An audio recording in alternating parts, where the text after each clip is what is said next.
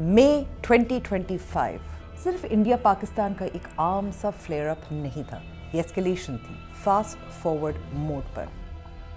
Occupied Kashmir के एक tourist town से शुरू होने वाला सिलसिला ड्रोन्स, मिसाइल्स और एयर बेसिस तक जा पहुंचा। भारत के इन हमलों में 100 से अधिक खूंखार आतंकवादियों को मौत के घाट उतारा गया। Now you just wait for our response. I said, come on, we're going to do a lot of trade with you guys. Let's stop it.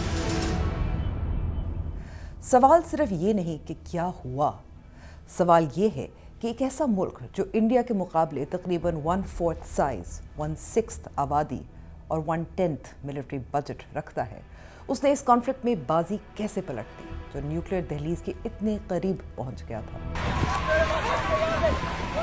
सब लोग अपनी दुकानों की, अपने घरों की, अपनी गाड़ियों की लाइटें बंद कर दें और अपने अपने घर पे चले जाएं। 22 अप्रैल 2025 पहलगाम। गनमैन ने जम्मू और कश्मीर के एक हसीन मकाम पर टूरिस्ट पर गोलियां चला दी, 26 लोग मारे गए और देखते ही देखते एक लोकल अटैक इंटरनेशनल क्राइसिस बन गया। इंडिया ने पाकिस्तान लिंक्ड ग्रुप पर उंगली उठाई। पाकिस्तान ने कहा, सबूत लाओ। 28 भारतीयों को मारने के बाद अब ये चिल्लाने लगे हैं कि हमने नहीं मारा, हमने नहीं मारा। अरे भाई क्यों चिल्ला रहे हो? अरे कायर, बुज़दिल, हारे हुए पाकिस्तानी, क्यों चिल्ला रहे हो? इन पाकिस्तानियों को भारत घुसकर मारेगा। इंडिया ने फैसला किया कि उन्हें सबूत नहीं बल्कि एक सरप्राइज अटैक चाहिए। उनका रवैया वो था जिसको हम कहते हैं मैडमैन एक्ट, या जिसको मैडमैन थ्योरी कहते हैं। यानी वो पाकिस्तान को मुसलसल एक मैडमैन एक्ट की तरह एक मैडमैन बन के डरा रहा था कि मैं ये कर दूंगा, मैं वो कर दूंगा। तो इस तरीके से जो इंडिया की तरफ से मैसेजेस आ रहे थे उससे तो लग रहा था। और ख़ास तौर पे फिर जब कश्मीर वाला वाक़या हो गया तो उस कश्मीर के वाक़े के बाद तो मेरे ख्याल में बहुत कम शुबा इस बात का बचा। It was not about if but when, यानी लोग इंतज़ार कर रहे थे कि अब भारत कब करेगा और क्या करेगा। मेरे ख्याल it was written on the wall. What was really different about it was Pakistan reaction indeed. और पाकिस्तान सांस रोककर इंतजार करने लगा। वी वर वेटिंग कि अभी इन्होंने कुछ स्पेशली जब पहलगाम हो गया and we knew it exactly कि this is a false flag, क्योंकि हमारे दोस्त भी हैं, कुछ सर्विस में थे और मैं तो रिटायर्ड था, but I was doing this defence security analyst तौर पे, तो हम तैयार थे कि अभी कुछ करेंगे सही, क्योंकि all of a sudden Pahalgam was not an ordinary event जी, और वो नज़र आ रहा था, उसकी कोई चीज़ें मिल नहीं रही थी आपस में। तो हमें पैटर्न तो इनका पता है कि कब से ये एक ट्रिगर का इंतज़ार कर रहे हैं, they want to create an event. और मोदी साहब जो है उनके पे बाद में हम किसी वक्त बात भी करेंगे कि मोदी साहब जो है वो थोड़ा सा मिलिट्री के यूज़ करने का या काइनेटिक के यूज़ का इनको शौक था। देखिए अखंड भारत तो it's residing in the core, I mean, और भारतीय जनता पार्टी संघ परिवार का तो ये एक एम है जी, it is their political objective कि हमने इसको अखंड भारत को अचीव करना ही है। तो जब मोदी आया तो ये थोड़ा सा काइनेटिक को ज़्यादा एप्लीकेशन, स्पेशली कन्वेंशनल काइनेटिक्स को इनको बड़ा शौक था कि मैं ये करूं, कब करूं। याद है 2019 और Balakot. Meeting is fantastic, thank you. फरवरी 2019 में इंडिया ने बालाकोट पर स्ट्राइक की। पहली बार न्यूक्लियर पावर्स के दरमियान मेनलैंड टेरिटरी पर हमला हुआ। अगले दिन पाकिस्तान ने रिटेलिएशन की, डॉग फाइट हुई और एक इंडियन पायलट गिरफ्तार हुआ। कल शाम को कोशिश की नरेंद्र मोदी को कॉल करूं, क्योंकि हम ये क्लियर करना चाहते थे कि हम किसी किस्म की एस्केलेशन नहीं चाहते। ये नहीं कि पाकिस्तान को कोई खौफ है, कि हमें डर है या उनको कोई घबराहट है इस मुल्क में। हमारी जो आर्म फोर्सेस हैं, इन्होंने जिस तरह की 10 साल 12 साल ये जंग लड़ी है दहशतगर्दी के ख़िलाफ़, और जिस तरह के ये एक्सपीरियंस से गुजरे हैं, ये एक बैटल हार्डन्ड आर्म फोर्सेस है। ताहम इंडियंस ने न्यूक्लियर डेटरेंस के बावजूद एस्केलेशन थ्रेशोल्ड बढ़ा दिया। From 2016 when the first surgical strikes were carried out, and even more today when we've used air power to hit out at terrorist camps, it signifies a paradigm shift in how we are going to now approach the Pakistani export of terrorism into India. What is really significant is that we have broken the chains that we had bound ourselves in for the last 40 years. We used to talk a lot about hot pursuit and other things, but now we've actually started practicing it. 2025 में Pahalgam incident के बाद सिर्फ 48 घंटे में diplomacy ढेर हो गई। India ने वीज़ा सस्पेंड कर दिए, डिप्लोमैट्स निकाल दिए, इंडस वाटर्स ट्रीटी को अबेयंस में डाल दिया, जिसे पाकिस्तान ने एक्ट ऑफ वॉर करार दिया। पानी और खून भी एक साथ नहीं बह सकता। It will tantamount to an act of war. इसके ऊपर इसमें किसी किस्म की एनक्रोचमेंट, सस्पेंशन, हमारे पानी का रुकाव विल नॉट बी एक्सेप्टेबल। इसीलिए वर्ड्स यूज़ किए गए हैं आज के एलामिये में कि it tantamount to be an act of war. Water is life, not a weapon. These rivers sustain over 240 million Pakistanis. Any attempt to disrupt their flow constitutes aggression, and allowing such a precedent would endanger every lower riparian state. Pakistan ने जवाब दिया, तिजारत बंद, air space closed और सारे agreements suspended. जब diplomacy नाकाम हुई तो इंडियन मेन स्ट्रीम मीडिया में जंग के नगारे बजने लगे। Revenge is what we want. Revenge is what we seek. And I want to say this with certainty. Revenge is what we will get. Revenge, Gaurav, is what we will have. Line of control पर firing शुरू हुई, फिर शिद्दत आई, फिर ये रोज का मामूल बन गया। 2 हफ्तों तक ये कॉन्फ्लिक्ट ऐसा लगा जैसे मैनेजेबल है, जब तक ये अनमैनेजेबल नहीं हो गया। 6 और 7 मई की दरमियानी रात। खबर है बहावलपुर से, जहां 4 खौफनाक धमाके सुनाई दिए गए हैं और शहरी लरज़ उठे हैं। धमाकों से कबल आसमान पर तेज रोशनी भी छा गई है। रेस्क्यू इमदादी टीमें धमाकों वाली जगह की तरफ रवाना हो चुकी हैं। बहावलपुर में 4 खौफनाक धमाके सुनाई दिए गए हैं। मुजफ्फराबाद में भी धमाकों की आवाज़ सुनाई दी गई है और जगह का तयन अभी किया जा रहा है। और फिर शिफ्ट आया सिग्नल से स्ट्राइक्स तक। इंडिया ने स्ट्राइक्स लॉन्च की, जिसे उन्होंने ऑपरेशन सिंदूर का नाम दिया। सिंदूर जो ताकत और सुहाग की निशानी है, मगर यहाँ सीक्रेट ड्यूटी के तौर पर इस्तेमाल हुआ। उन्होंने मुबैना मिलिटेंट इंफ्रास्ट्रक्चर को निशाना बनाया। पाकिस्तान ने कहा सिविलियंस मारे गए हैं। क्या आपको याद है कि आप क्या कर रहे थे जब ये खबर आई कि इंडिया ने अटैक कर दिया है? मैं उस वक्त जी ऑलमोस्ट सारा दिन मीडिया पे था, क्योंकि मैं उस दिनों मीडिया एक फॉर्मली तो नहीं रिप्रेजेंट कर रहा था, but I had the privilege कि मैं अपनी डॉक्यूमेंट्रीज बनाता हूं, तो मुझे पीएफ में एक्सेस थी बेसिस पे जाने की।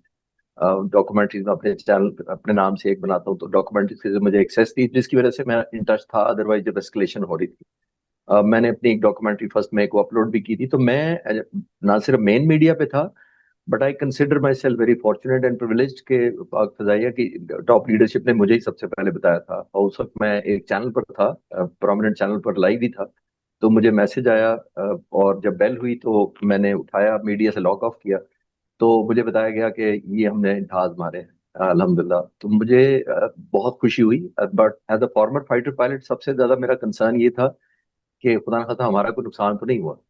तो मैंने जब ये पूछा तो उन्होंने कहा कि नहीं सर, अल्हम्दुलिल्लाह all aircraft landed back and counted. उस एक रात ने जो है वो दुनिया में बहुत कुछ बदल दिया, रीजन में बदल दिया, और पाक भारत जो ताल्लुकात हैं उसकी इक्वेशन को बदल दिया। अब जहाँ तक पाकिस्तानियों को बात है, जैसे ही हमें ये मालूम हुआ कि इस तरीके से इंडिया ने एक्ट किया है और फिर जिस तरीके से पाकिस्तान ने उसको रिस्पॉन्स किया है, एक तो जाहिर है there was an outrage and anger कि भारत ने किस तरीके से ये एक बहाना बना के मसाजिद पर, एक मुक़द्दस जगहों पर, अनडिफेंडेड प्लेसेस, उस पर हमला किया। देखिए हमारे यहाँ जो मसाजिद हैं, आपको पता है there open places of worship. वो किसी तरीके से भी कोई भी मस्जिद एक्सक्लूसिव प्लेस नहीं होती, वो ऐसी नहीं होती जहाँ पे कोई ख़ास लोग जाके इबादत करें। एक तो वो पब्लिक प्लेस होती है, ओपन प्लेस होती है, कोई भी मुसलमान जा सकता है, और जहाँ पे बहुत ज़्यादा ख़तरात हो वहाँ भी 5 दफ़ा तो हर मस्जिद को खोला जाता है नमाज के टाइम में।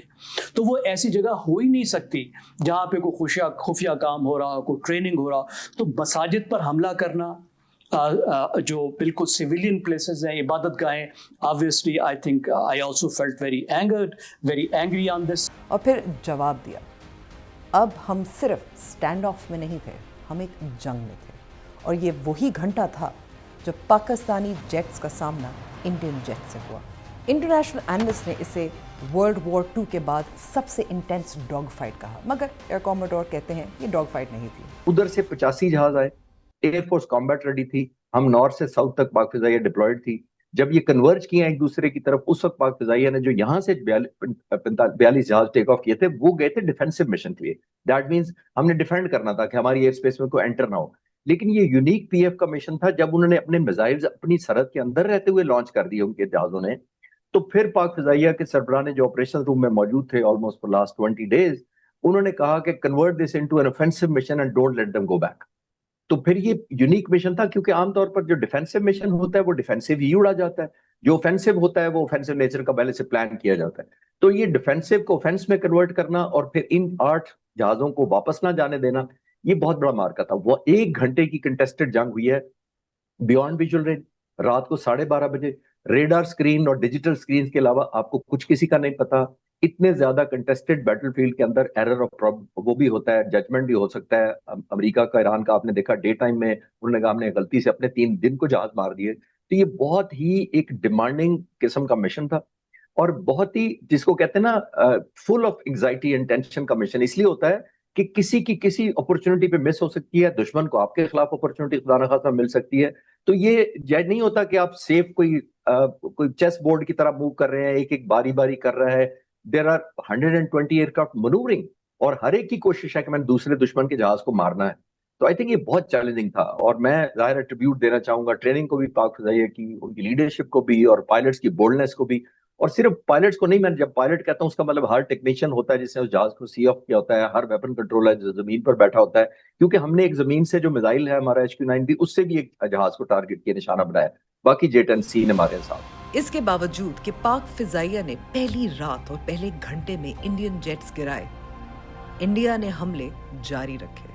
अभी तक पाकिस्तान ने रिस्पॉन्स नहीं किया था। ये डिफेंसिव मनूवर, वो दोज वर 2 days जिसमें Pakistan could have played havoc with them. Air control Pakistan के पास समझ ले कि एक किस्म का आ चुका था, इन अ वे कि पाकिस्तानी एयरफोर्स को। और उसके बाद फिर DGSPR के आपको प्रेशर भी याद होगा, जब उन्होंने कहा था कि वेट फॉर आवर रिस्पॉन्स, मेरे ख्याल में, तो वो वेट फॉर रिस्पॉन्स, फिर पाकिस्तान ने पहली चीज डिफेंस दिखाई, दूसरा डिफेंस, तीसरी चीज फिर इस्तेमाल करता है पोटेंशियल अपना। क्योंकि वो वापस मुड़ रहे थे, उनमें पैनिक मच गया था, आपने रेडियो कॉल सुनी थी गॉडजिला 3-4 की, तो जिससे हमें कंफर्म हो गया था उसी वक्त कि वो पैनिक का शिकार है, इस वक्त लीडरलेस हुए हैं। तो इस वक्त आइडियल अपॉर्चुनिटी उनको चेज करके मारा जाए। लेकिन उसका नुकसान ये होता कि लेडर ऑफ एस्केलेशन फिर बढ़ जाती, फिर हिंदुस्तान पर एक ऑब्लिगेशन हो जाती कि वो रिटेलिएट ज्यादा मैसिव करें।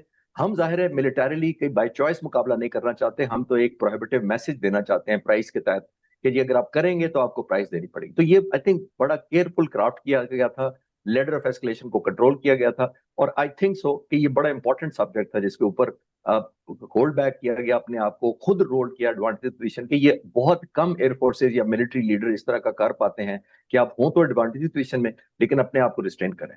Artillery, missiles, air space violations और ड्रोन्स जो अब प्लेबुक का हिस्सा हैं। इंडिया ने इजरायली हेरॉन और हरोप ड्रोन्स चुने, पाकिस्तान ने रिस्ट्रेंट का इंतखाब किया, और फिर पाकिस्तान ने अपने इरादे का ऐलान किया।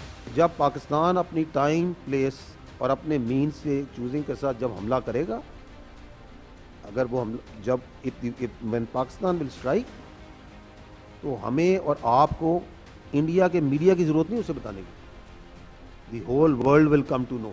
मगर सवाल ये था कि इंडिया पाकिस्तानी टेरिटरी के अंदर स्ट्राइक करने में कैसे कामयाब हुआ। अगर एसिमेट्रिकल वार भी हो, अब आप देखिए ईरान की और इजराइल की बहुत एसिमेट्रिकल वार है। इजराइल बहुत वेल डिफेंडेड है, वेल आर्म्ड है, लेकिन ईरान ने उसका भी बहुत नुकसान कर दिया है। तो जंग में तो नुकसान के बगैर तो जंग नहीं हो सकती। ये तो बात गिवन थी मेरे ख्याल में, ये तो बहुत ही एक मासूमाना बात होती कि अगर हम समझे कि जंग भी होगी और सिर्फ भारत का नुकसान होगा, एक ऐसा मुल्क जो हमसे 10 गुना ज़्यादा अपने डिफेंस पे खर्च करता है, जो बहुत वेल आर्म्ड है, वो हमें कोई नुकसान नहीं पहुंचाएगा और हम सिर्फ उसको नुकसान पहुंचाएंगे, तो ये तो नहीं होता। ये तो सुपर पावर की सूरत में भी नहीं होता, तो हमारी सूरत में कैसे हो सकता था। अहम बात ये थी कि उस जंग का नतीजा क्या निकलता है, उसको कैसे हम परसीव करते हैं, कितना हमने अपने आप को डिफेंड किया और कितना भारत जो है वो अपने आप को डिफेंड कर पाया, और at the end of the day इस जंग का नतीजा क्या निकला। और जब ये लगा कि ये पीक है, तो ये पीक नहीं था, क्योंकि यहाँ सवाल बदल गया, क्या ये मजीद बढ़ेगा से ये यहाँ तक जा सकता है? और फिर 9 और 10 मई की दरमियानी रात DGISPR ने पाकिस्तान के एयर बेसिस पर इंडियन अटैक्स की तस्दीक की। नूर खान, रहीम यार खान और 4:32 AM पर पाक फौज के शोबे ताल्लुकात आमा की जानिब से जारी करदा वेरीफाइड ऑफिशियल मनाजिर है जो कि हम आपको दिखा रहे हैं। ऑपरेशन बुनियानुल मरसूस के ये मनाजिर आप अपनी टेलीविजन स्क्रीन पर देख रहे हैं। पाकिस्तान ने ऑपरेशन बुनियानुल मरसूस लॉन्च कर दिया।